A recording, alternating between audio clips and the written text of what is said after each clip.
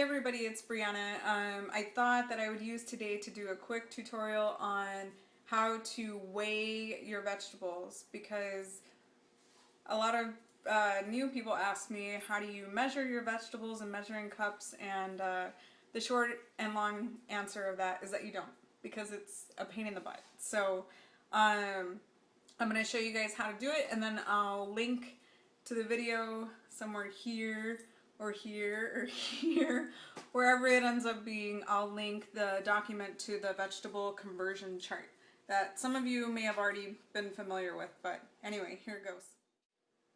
Okay, so here is your new best friend. If you don't already have one, this is a digital food scale.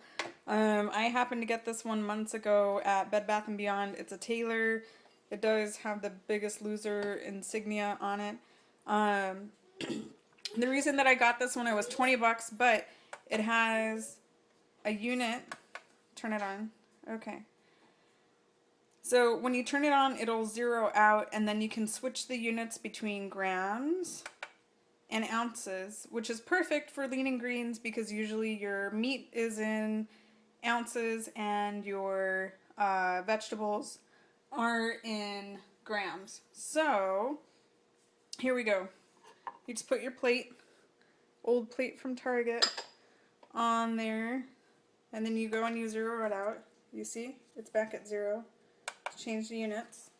We already ate dinner, but we had bunless burgers and broccoli and green beans. So for the purpose of this, I'm using green beans. So we're going to measure out some green beans on the plate. Look, you put a little floret on there, and it's 12 grams. So our little handy dandy chart here. Broccoli, cooked from fresh, 78 grams is one serving. So keep in mind your lean and greens, you're allowed 3 servings of vegetables.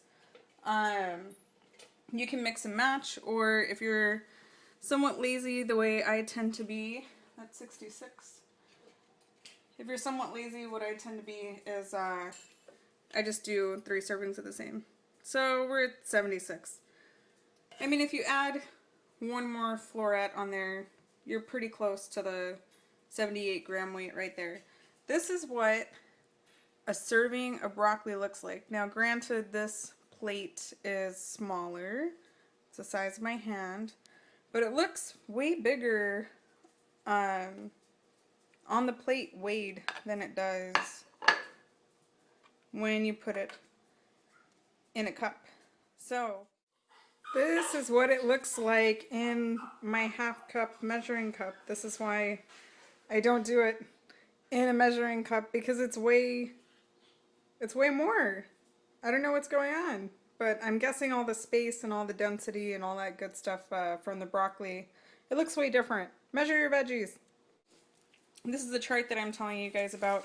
I have it just clipped onto a chip clip that has a magnet on the back.